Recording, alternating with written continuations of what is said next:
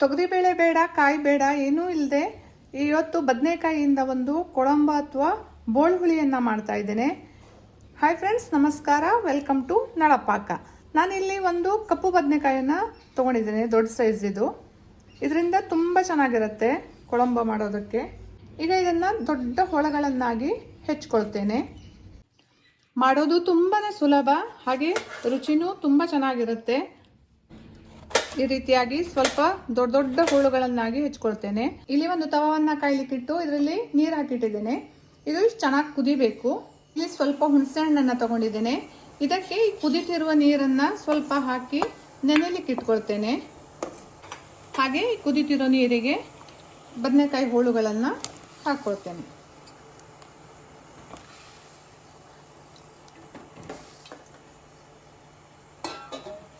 ಹೋಳಿಗೆ 2 cut ಮಾಡಿ ಇಟ್ಕೊಂಡಿರುವ ಹಸಿಮೆಣಸನ್ನು ಸೇರಿಸ್ಕೊಳ್ತೇನೆ. ಹಾಗೆ ಒಂದು 5-6 ಕರಿಬೇವಿನ ಎಲೆಗಳನ್ನು ಹಾಕೊಳ್ತೇನೆ. ಬೇಯುವಾಗಲೇ ಕರಿಬೇವಿನ ಎಲೆ ಹಾಕೋದ್ರಿಂದ ಇದರ ಪರಿಮಳ ತುಂಬಾನೇ ಚೆನ್ನಾಗಿ ಬರುತ್ತೆ.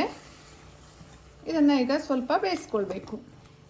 ಒಂದು 1/4 ಟೀ ಸ್ಪೂನ್ ಅಷ್ಟು ಅರಿಶಿಣವನ್ನು ಹಾಕ್ತಾ ಇದ್ದೇನೆ. ಈಗ ಇದಕ್ಕೊಂದು ಮಸಾಲೆಯನ್ನು ಹುರ್ಕೊಳ್ಬೇಕು. ಒಂದು ತವವನ್ನು ಕಾಯೋಕೆ ಇಟ್ಕೊಂಡಿದ್ದೇನೆ.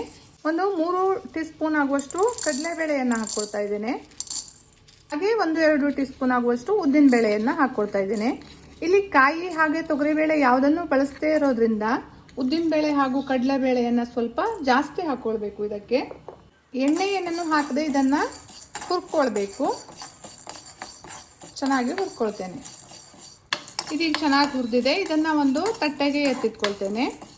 ಇದೇ ಬಾಣಲಿಯಲ್ಲಿ ಒಂದು ಸ್ವಲ್ಪ ತೆಂಗಿನ ಎಣ್ಣೆಯನ್ನು ಹಾಕ್ಕೊಳ್ತೇನೆ. ಜಾಸ್ತಿ ಏನು ಬೇಡ. 4-5 ಕೆಂಪು ಮೆಣಸಿನಕಾಯಿಯನ್ನು ಹಾಕ್ಕೊಂಡು ಇದನ್ನು ಚೆನ್ನಾಗಿ ಹುರ್ಕೊಳ್ಬೇಕು. ನಾನು ಮಾಡ್ತಿರೋದಕ್ಕೆ ಇಷ್ಟು ಮೆಣಸಿನಕಾಯಿ ಸಾಕು. ನೀವೇನಾದರೂ ಜಾಸ್ತಿ ಮಾಡ್ತೀರಾ ಅಂತಾದರೆ, ಖಾರ ಜಾಸ್ತಿ ಬೇಕು ಅಂತಾದರೆ ಜಾಸ್ತಿ ಹಾಕ್ಕೊಳ್ಬೋದು. ಈಗ ಹೋಳುಗಳಿಗೆ ಬೇಕಾಗುವಷ್ಟು ಉಪ್ಪನ್ನು ಸೇರಿಸ್ಕೊಳ್ತೇನೆ. ಹಾಗೆ 1-2 ಟೀ ಸ್ಪೂನಷ್ಟು ಬೆಲ್ಲವನ್ನು ಹಾಕ್ಕೊಳ್ತೇನೆ. ಬೆಲ್ಲ ನೀವು ಜಾಸ್ತಿ ಬೇಕಿದ್ರೆ ಹಾಕ್ಕೊಳ್ಬೋದು. ಆ್ಯಕ್ಚುಲಿ ಇದಕ್ಕೆ ಸ್ವಲ್ಪ ಬೆಲ್ಲ ಜಾಸ್ತಿನೇ ಹಾಕ್ಕೊಳ್ತಾರೆ, ಅಂದರೆ ಸ್ವಲ್ಪ ಸಿಹಿಯಾಗಿ ಇರುತ್ತೆ. ನನಗಷ್ಟು ಇಷ್ಟ ಆಗಲ್ಲ ಬೆಲ್ಲ, ಹಾಗಾಗಿ ನಾನು ಸ್ವಲ್ಪ ಕಡಿಮೆ ಹಾಕ್ಕೊಳ್ತಾ ಇದ್ದೇನೆ. ಈಗ ಮಿಕ್ಸಿ ಜಾರಿಗೆ ಈ ಹುರಿದಿಟ್ಕೊಂಡಿರುವಂತಹ ಕಡಲೆಬೇಳೆ ಹಾಗೂ ಉದ್ದಿನಬೇಳೆ ಹಾಗೂ ಕೆಂಪು ಮೆಣಸಿನಕಾಯಿಯನ್ನು ಹಾಕ್ಕೊಂಡು ಇದನ್ನು ಪೌಡರ್ ಮಾಡ್ಕೊಳ್ತೇನೆ. ನೀರು ಹಾಕೋದು ಬೇಡ. ಹಾಗೆ ಇದನ್ನು ಸ್ವಲ್ಪ ತರಿಯಾಗಿ ರುಬ್ಕೊಳ್ಬೇಕು. ಮಾಡಿಟ್ಕೊಂಡಿರೋ ಈ ಪೌಡರನ್ನು ಈ ಹೋಳುಗಳಿಗೆ ಸೇರಿಸ್ಕೊಳ್ತಾ ಇದ್ದೇನೆ.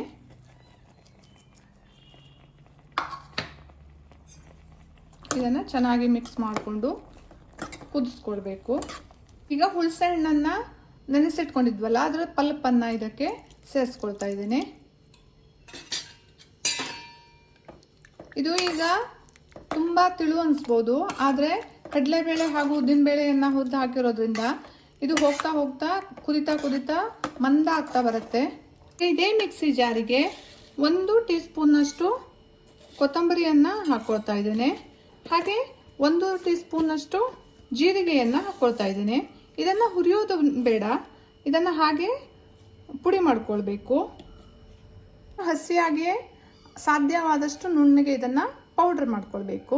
ಇಲ್ಲಿ ಚೆನ್ನಾಗಿ ಕುದೀತಾ ಇದೆಯಲ್ಲ, ಈಗ ಈ ಪೌಡ್ರ್ ಮಾಡಿ ಇಟ್ಕೊಂಡಿರೋ ಕೊತ್ತಂಬರಿ ಹಾಗೂ ಜೀರಿಗೆಯನ್ನು ಇದಕ್ಕೆ ಸೇರಿಸ್ಕೊಳ್ತೇನೆ. ಹಾಗೆ ಇದನ್ನು ಚೆನ್ನಾಗಿ ಮಿಕ್ಸ್ ಮಾಡಿ 1-2 ಕುದಿ ಬರುವಷ್ಟು ಇದನ್ನು ಕುದಿಸ್ಕೊಳ್ಬೇಕು.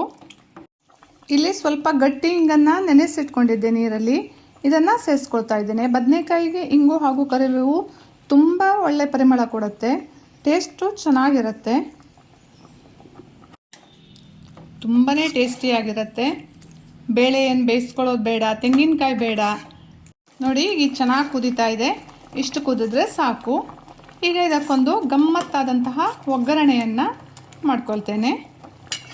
ಹಾಗೆ ಕೊಬ್ಬರಿ ಎಣ್ಣೆಯನ್ನು ಹಾಕ್ಕೊಂಡಿದ್ದೇನೆ. 1/2 ಟೀ ಸ್ಪೂನಷ್ಟು ಸಾಸಿವೆಯನ್ನು ಹಾಕ್ಕೊಳ್ತಾ ಇದ್ದೇನೆ. ಹಾಗೆ 1 ಕೆಂಪು ಮೆಣಸಿನಕಾಯಿಯನ್ನು ಕಟ್ ಮಾಡಿ ಹಾಕ್ಕೊಳ್ತಾ ಇದ್ದೇನೆ. ಹಾಗೆ 4-5 ಕರಿಬೇವಿನ ಎಲೆಗಳು. ಎಣ್ಣೆಯನ್ನು ಇದಕ್ಕೆ ಸೇರಿಸ್ಕೊಂಡ್ರೆ ಆಯಿತು. ರುಚಿಯಾದಂತಹ ಬದನೆಕಾಯಿನ ಬೋಳ್ಹುಳಿ ರೆಡಿಯಾಗಿದೆ. ನನ್ನ ಈ ವಿಡಿಯೋ ಇಷ್ಟ ಆದರೆ ಲೈಕ್ ಮಾಡಿ, ಶೇರ್ ಮಾಡಿ, ಕಮೆಂಟ್ ಮಾಡಿ ಹಾಗೂ ಸಬ್ಸ್ಕ್ರೈಬ್ ಮಾಡಿ. Thank you.